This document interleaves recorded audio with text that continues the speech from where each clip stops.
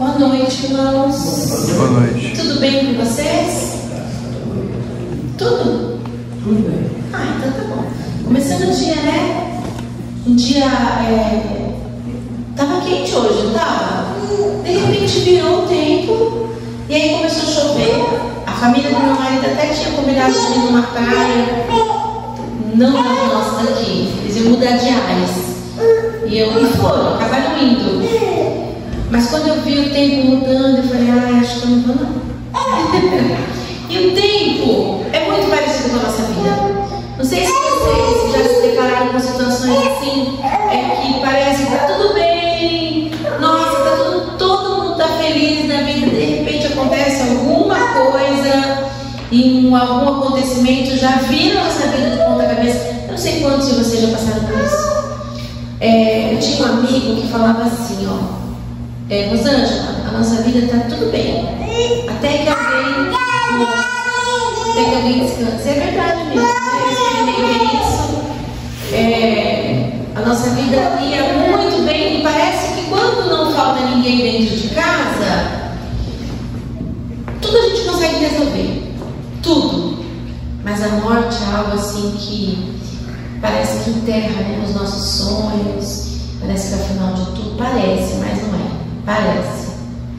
E eu também ouço muito aquelas frases que depois de uma noite, depois de uma tempestade, existe um raiar do dia, as coisas acabam se clareando. E é verdade mesmo. Quando Jesus morreu, os discípulos ficaram assim também, tão chateados, tão nervosos, porque eles começaram a relembrar. Primeiro eles tinham estado com Jesus, né? Durante muito tempo, 3 anos ali eles estavam com Jesus, e o contato diário, vendo Jesus fazendo milagres, vendo as coisas que Jesus falava, ouvindo, escutando, né? Escutando, ouvindo, mas colocavam no coração aquelas palavras. E eu creio que em muitos momentos da vida daqueles homens, daqueles jovens, a importância de ter Jesus com eles foi assim inimaginável, em muitos momentos. Mas quando chegou a cruz do Calvário, quando Jesus morreu ali para eles, parece que tudo teve um final, tudo acabou. E pouco tempo antes da volta de Jesus, da morte de Jesus, Pedro negou Jesus, os outros fugiram. Não foi assim que aconteceu? Só ficaram pouquíssimas pessoas perto de Jesus ali, e João, que estava sustentando a Maria, estava ali com Maria, não deixar Maria sozinha. E o dia passou, a noite passou, veio o raiar, e aí Jesus ressuscitou. Mesmo assim, mesmo Jesus ressuscitando, eles não acreditaram no mestre, que aquele mestre estava ali. Tanto é que teve um dos discípulos, quem foi mesmo? Um que falou assim, não, só vou acreditar se colocar o dedo. Tomé, né? Só acreditava se visse Jesus. A vida do ser humano é assim. Além de ser cheia de altos e baixos, nós como seres humanos somos incapazes, muitas vezes, de dirigir nossas próprias vidas. E aí os pensamentos do passado voltam a assombrar o ser humano. Aconteceu isso com os discípulos, porque eu acredito que Tomé era um dos que estavam assim mais angustiados com o retorno de Jesus, né? Ali no meio deles. Por isso que ele falou, eu só acredito vendo, porque os fantasmas das nossas vidas, quando voltam, nos cegam, nos assolam. Mas Paulo tem uma mensagem para nós que os discípulos aprenderam.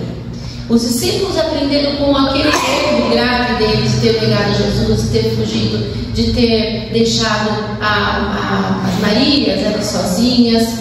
Isso eu creio que voltava a mente deles. E Paulo, quando escreveu Filipenses, ele diz o seguinte, vamos abrir lá em Filipenses capítulo 3, 4.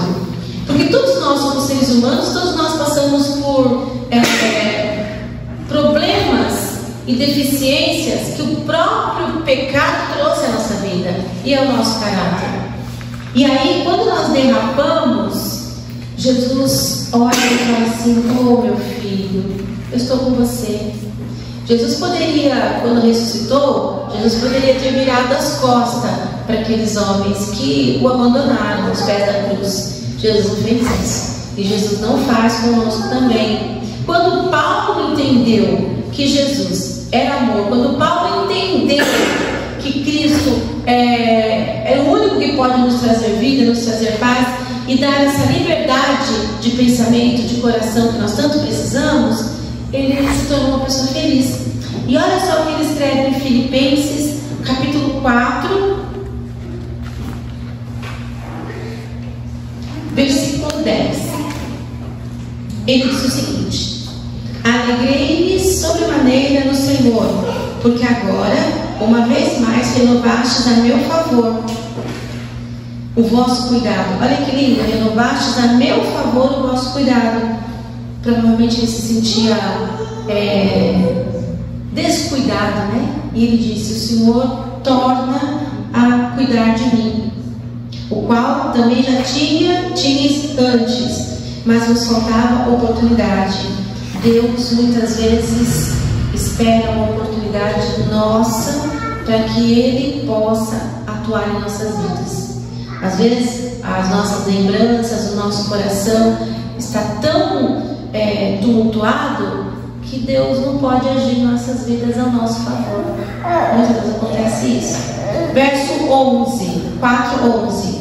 Digo isto não por causa da pobreza, porque aprendi a viver contente em toda e qualquer situação, tanto sem estar humilhado, como também ser honrado. De tudo e em todas as circunstâncias já tenho experiência, tanto de fartura como de fome, assim de abundância como de escassez. E aí ele completa com aquele verso que nós conhecemos tanto: porque tudo posso naquele que me fortalece. Amém. Depois de ter passado por tantas dificuldades, Paulo entendeu que na vida do ser humano, pecadores que nós somos, e vivendo no meio do pecado, nós somos tão frágeis, estamos sempre suscetíveis às coisas do mundo. Que coisas são essas? Problemas, dificuldades que podem nos afetar. Mas ele diz o seguinte: eu tudo posso naquele que me fortalece. E o contentamento que ele aprendeu a viver mediante as circunstâncias é impressionante, porque ele aprendeu a viver desse jeito.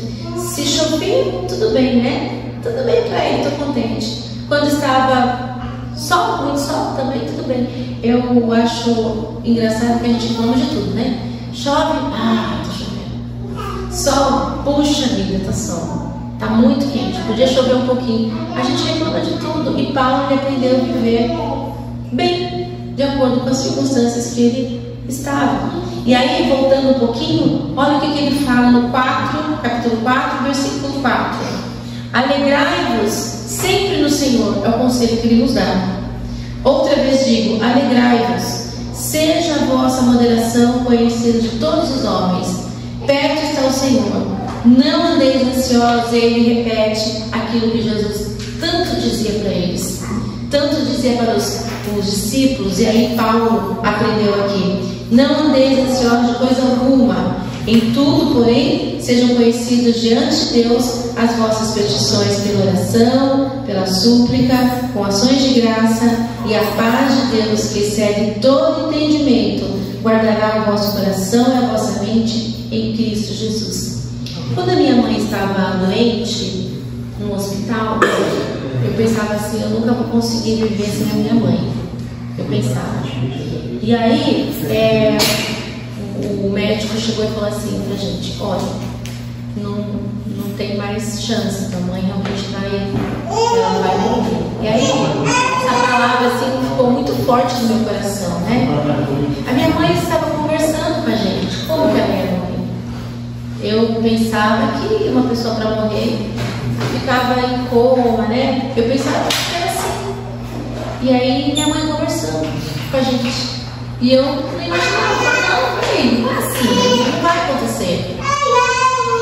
Daí eu orei a Deus e falei assim: Senhor, me ajuda a entender o que está acontecendo. Porque os médicos fizeram uma reunião com as filhas e falaram isso. A minha mãe estava conversando né? E eu não falei, não é possível que minha mãe vai morrer. E aí eu falei, Senhor, me ajuda a entender isso. E depois que eu levantei daquela oração, uma paz que eu nunca senti na minha vida aconteceu. E eu entendi esse versículo: a paz de Deus que excede todo entendimento. Porque nós não entendemos que em muitos momentos das nossas vidas Deus nos dá a paz. E quando minha mãe descansou, eu sabia exatamente o dia e o tempo que ela ia descansar. Porque eu perguntei para os médicos assim: tá, o senhor falou que minha mãe vai morrer, mas quando? E aí ele disse assim: a gente não sabe. E aí eu falei assim: Deus vai me falar, então. E aí eu comecei a orar e pedir para que Deus me falasse. Era um dia assim, como esse, com chuva lá em São Paulo. Nós estávamos em São Paulo, no IBCC. E aí eu debrucei assim, numa muretinha que tinha de vidro, né? Tinha um vidro assim, eu debrucei na muretinha. E alguma coisa veio no meu coração dizendo assim: a tua mãe vai descansar na sexta-feira, no pôr do sol.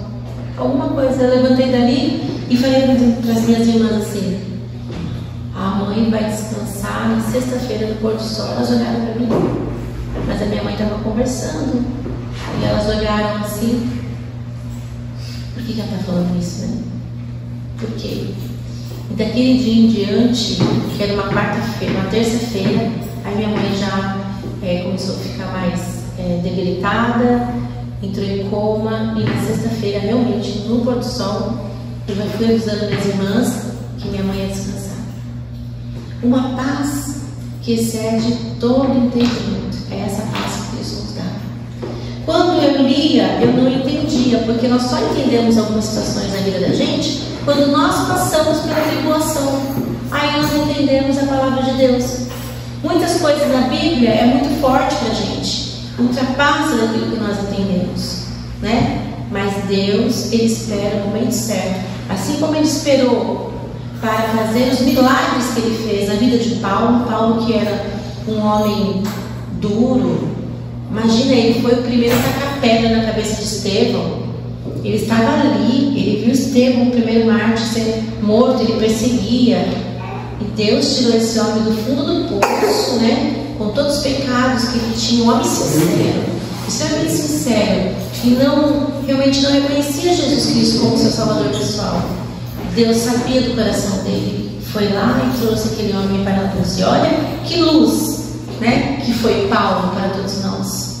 E eu entendo que cada um de nós aqui somos uma luz do Senhor, com os nossos problemas, com as nossas dificuldades, com as nossas debilidades, mas nós somos uma luz que brilha, um pontinho de luz que brilha nesse mundo tão escuro. E Deus conta com cada um de nós para terminar essa obra do Evangelho que está próximo.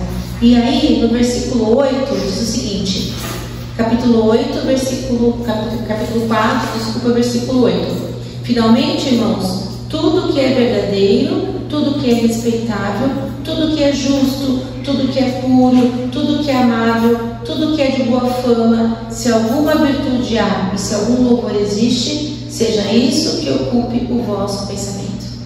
Que a partir de hoje nós possamos nos alegrar no Senhor, independente dos problemas que nós temos, independente das falhas do passado, independente dos problemas que acusam, né? O inimigo nos acusa, independente do mundo estar ruim, independente de qualquer coisa, que Deus possa curar o nosso coração e nossa mente, que nós possamos, a partir de hoje, sermos luzes. E aí eu quero terminar com esse versículo 8, 9. O que também aprendestes e recebestes e ouvistes e vistes em mim, isso praticai, e vosso Deus da paz será convosco. Amém.